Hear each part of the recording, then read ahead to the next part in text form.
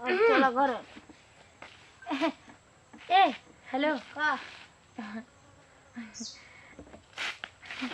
केकर बचावा बड़ा हां केकर मक्का चुदना के मत चुदना के हां कैसा नाम बता रहे बाबू के हो सुना ना कहाँ जाता रहा जातन घर है घर जाता रहा हां सुना ना बोलो तू बड़ी सुपर लगता रहा हो सुपर लागत नहीं मां बहुत तुम सुपर लागत एकदम क्यूट लगता रहा एकदम हैंडसम तुम हैंडसम लागत है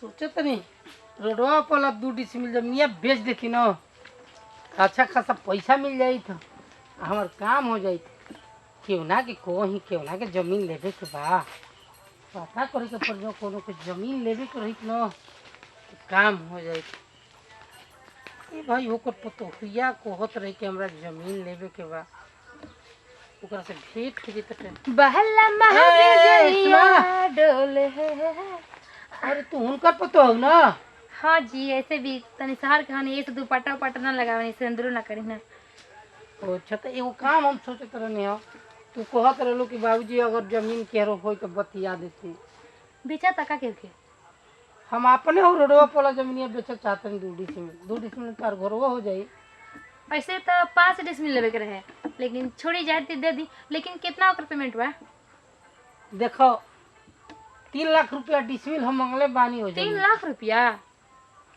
कोनो ढेर मंगले बानी हो पक्की रोड बा वो तो सही बात लेकिन देखी कम से कम तनी गरीबो दुखिया के तो समझी देखो एगो फाइनल बता देती तरह के हाँ। हमरा के 5 लाख रुपया दे दियो 2 डिसमिल के 5 लाख रुपया 2 डिसमिल के 3 लाख रुपया डिसमिल रहल 6 लाख हमार होई 1 लाख तोहरा चलते कम कर देले बानी बुझलू ना लेवे के बाद तो डॉन बोला नहीं खेलेवे के तोनो बोलो कि ना ले अरे ना डोने बोला लेकिन इतना मत तो करना ना ले वो तो चला जा दो हौ दिनेश कहले बना उनके दे दे देखी देखी रोवा के हम बाइना दे दें ठीक ना 1 लाख रुपया पहले हम्म ओकरे बाद हमरा के दे दे ठीक बरवा जाई हमारे अकाउंट में डाल दी हो फोन से कर देता नहीं हम हाँ फोन पे कर दी हो पेटीएम चलाओ ना कुल चलाने एटीएम पेटीएम कुल चलो ठीक बा और आज शामो शाम हमारा के बयाना दे दी हो ठीक ठीक ना आ 5वां दिन पैसा दे के लिखवा ली हो ठीक बटे जाई ना हाँ ठीक हो जाए साला ये बुढ़ऊ की तो कोई दिन 1 लाख रुपया शाम के देवे खाती लेकिन पैसा आई कहाँ से कौन दिमाग लगाई हमारे के खुद के समझ में नहीं क्या हुआ रुका पहले अपना बॉयफ्रेंड के फोन करे दा ओकरे से मांगा था नहीं मान के चला कि आजकल में डेट में बॉयफ्रेंडो पड़ा तो कौन रहे भाई कुछ दे ही ना तो ऊ का हमारे से ले चल तो के फोन लगावे अब मान के चला कि जमीनिया हम ले पे उली बतियत एक ही ना भाई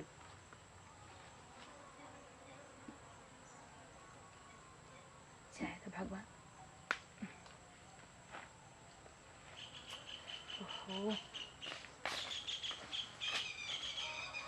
हेलो हेलो हेलो का हो हाँ का होता बे कुछ ना बैठल बने अब ई कहता ना का कि हमरा के कुछ पैसा चाहता हो का बात बा कितना पैसा चाहिए बोला 5 लाख 5 लाख के हाली तनी मनी ना तनी मनी तो चाहे लेकिन आज हमके शामो शाम होते हमरा के 1 लाख रुपया दे दा ठीक ना ऐसे के मान के चलो ना कि उनके जानता रहा के अरे उनके अरे देखी ना जी भुला गई नहीं अरे बाप रे यादो नहीं खात हो बाबा ना हो चौका पे के आ तो उनके तो सारा दुनिया जानता हाँ तो सारा दुनिया जानता ना तो वहाँ के 2 डिसमिल बेचा था जमीन यहाँ रोडवा पे के तो बाबा कहत रहन बेचे के तो हम कहने के ठीक बा बाबा हमरे के दे दी रहुआ तो चलो ऐसे भी तू खरीद देबू तो तोहार धन हमारे ना हमनी के प्यार करबे करनी जा सही में तोहार भइल तो अरे हमारे ना जिया भइल। हमारे सुगुनवा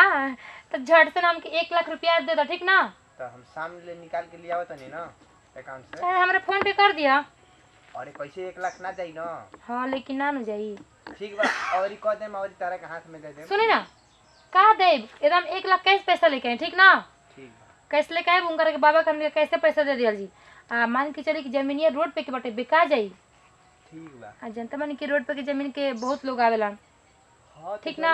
के सहू के जमीन ले लिया हमनी के काम में ना आ जाई तो वही ना बात कहता नहीं का कहा तनी फाइनल बताई। अरे मिल जाइयो, तू मांग दे तो हम पैसे ना दे, जान हाजिर बता रखे थे। अच्छा अच्छा अच्छा चलिए ठीक बाटे तब। ठीक बा, रख फोनवा। ठीक बा जाए तो कम से कम तो हमारे बॉयफ्रेंड कह दिलस ना। देखा ये दूसरा का बॉयफ्रेंड रहता इतना चूसतन से पैसा ना कि का बतावे के। एगो तो हमारा खुद के देत आवे। चलो यहाँ से चले दो, जुगाड़ कर दे 1 लाख रुपया के। बाप रे कितना इंतजार कर लेनी अभी तक ले ना आइलन। बतावा इनका 1 लाख रुपया लिया में इतना टाइम लागत अबे। हाँ अरे कम से कम तो फाइनल हमके बतैले रहतन। साला सही में ना बॉयफ्रेंड के चक्कर में एकदम हम बदनाम हो गई। एक तो साला लागत हमारा फिर फोन करे के पड़ी।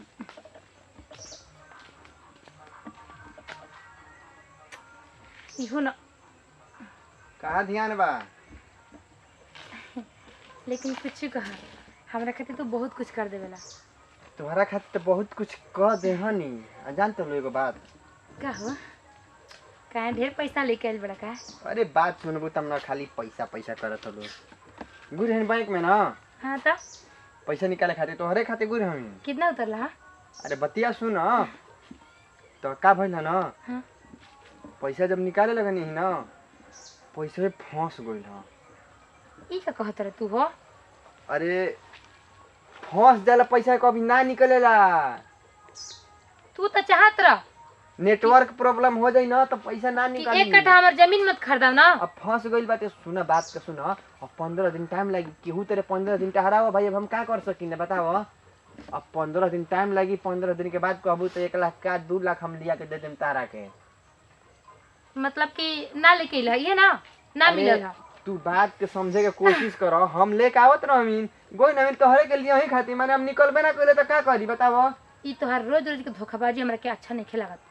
विश्वास नहीं के माने ऐसे भी हमारा जिंदगी से तू निकल जीता ना तो बहुत बेहतरीन रहे। जा पैसे के एकदम लालची वालो यही प्यार करे लो। देखा दुनिया में आजकल पैसा पर तो सब कुछ बटे बना। पैसा नहीं है तो कुछ भी नहीं है। ठीक बा ठीक है जाइए आप। मैंने दिल तोड़ देबू? अरे दिल तोड़ देबू कहनी ना कि जा हमरा दिल से निकल जा कभी सोचिए मत। आ तोहार नंबर अभी ब्लॉक कर दे। 15 दिन इंतजार कर लियो दे देम पैसा। कुछ ना हमरा के आज अर्जेंट काम रहे आ तू 15 दिन के बाद कहत रहा खुद के हुआ के जमीन ले ली। ठीक बा तब कहत लो जाए के तो जात तो नहीं। जा ना कहाँ लड़वाइल बड़ा। साला बॉयफ्रेंड बड़ा सन कि का बड़ा सन। रुक हमरा बुझाता ना कि कहीं और ही फोन लगावे के पड़ी क्योंकि जाल में फंसाए एक बार फेंकब ना जाल तुरंत कच्च से एकदम फंस जिए सन। उसका एगो नंबर पाए वो लड़का के ओकर के फंसावत नहीं हम।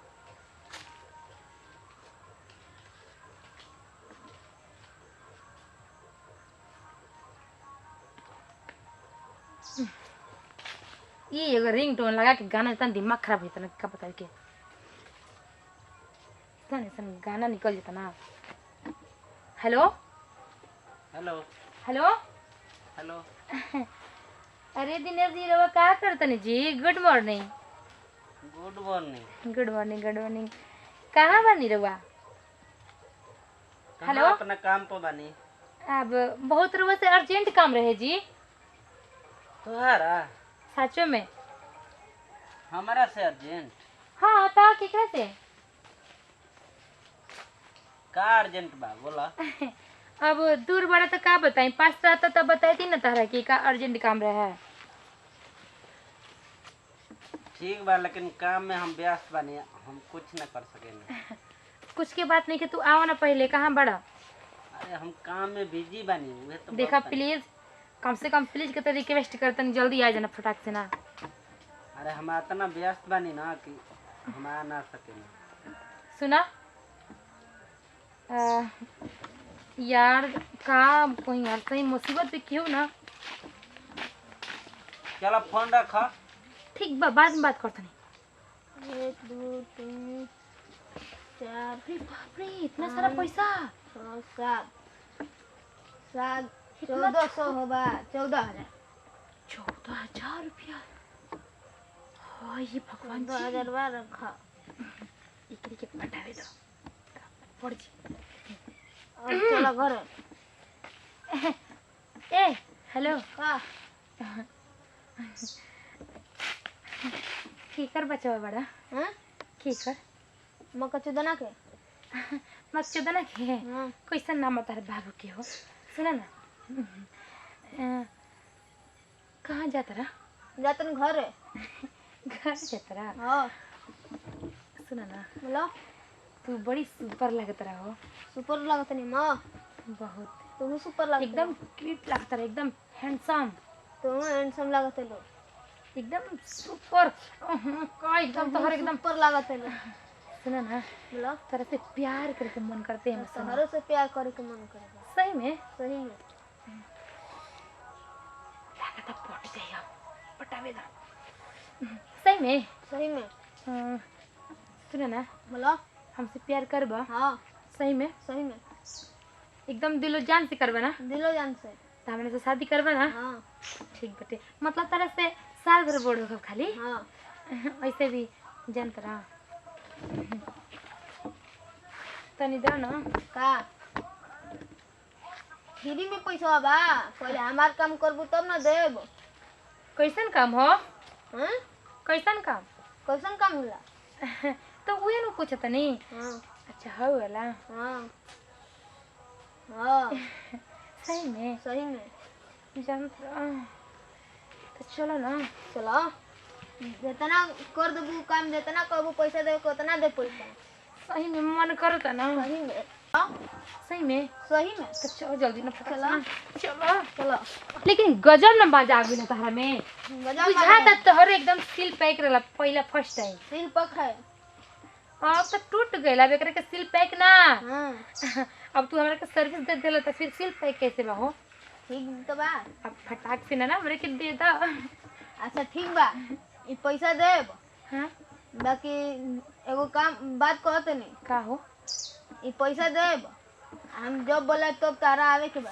अरे तोहरा खातिर अब कब का हाजिर हाँ बनी तो पैसा फ्री में नहीं खे तो जितना कहबू उतना तारे अकाउंट में डाल दे अरे जल्दी से ना फटाक से एकदम कितना चाहिए बोलो कितना बाटे हाँ अभी फिलहाल कितना ले बड़ा 14,000 14,000 है हाँ ऐसे तो कम बा दे दो लो एक बात पहले कह देते नहीं क्यों बाबू के पेड़ नहीं खेला के झाड़ा भीतर ना पैसा पैसा तो आवेला नो के कमाई से सही बात बाटे दे दो ना लो